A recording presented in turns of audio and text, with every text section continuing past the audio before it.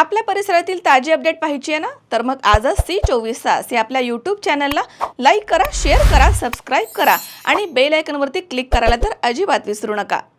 राहुरी शहरामधील नामांकित Sairam electronics and batteries या दालनात तुम्हाला मिळतील सर्व प्रकारच्या इलेक्ट्रॉनिक वस्तू तसेच होम अप्लायन्सेस. साईराम इलेक्ट्रॉनिक्सचं नातं आहे खास. प्रत्येक घरात गुणवत्तेचा विश्वास. उन्हाळ्यामध्ये थंड थंड कूल करण्यासाठी AC, fridge, cooler, deep fridge यांची भव्य अशी रेंज. साईराम इलेक्ट्रॉनिक्स खरेदी विक्री संघ, नगर मनमाड रोड, राहुरी.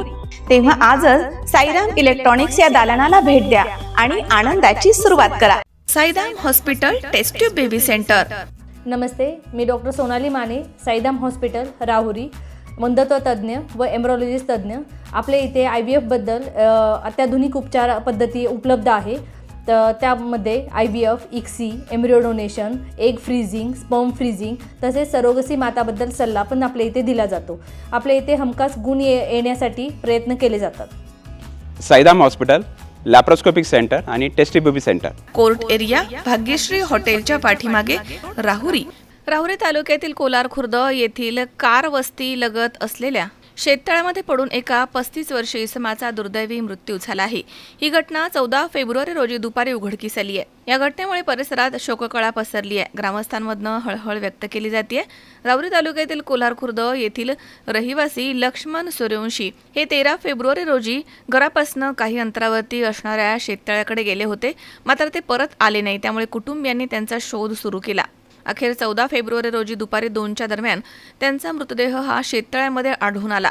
घटनेची माहिती मिळताच परिसरामधील नागरिकांनी घटनास्थळी मोठी गर्दी केली. ग्रामस्थांनी तात्काळ राहुरी पोलिसांना कळवलं. माहिती मिळताच राहुरी पोलीस ठाण्याचे पोलीस नाईक देविदास कोकाटे, पोलीस हवालदार सूरज गायकवाड आदींनी घटनास्थळी धाव घेत मृतदेह पाण्यामधून बाहेर काढून पंचनामा केला.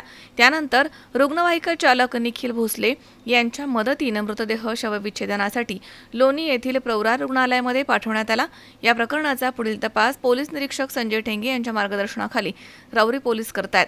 दरम्यान मृत्यूचं नेमकं कारण शवविच्छेदन अहवालानंतर स्पष्ट होणार आहे. याबाबत सध्या अकस्मात गुन्ह्याची नोंद करण्यात आली आहे. अधिक तपास राहुरीचे पोलीस करत आहेत. मनोज साळवे, C24 तास, राहुरी.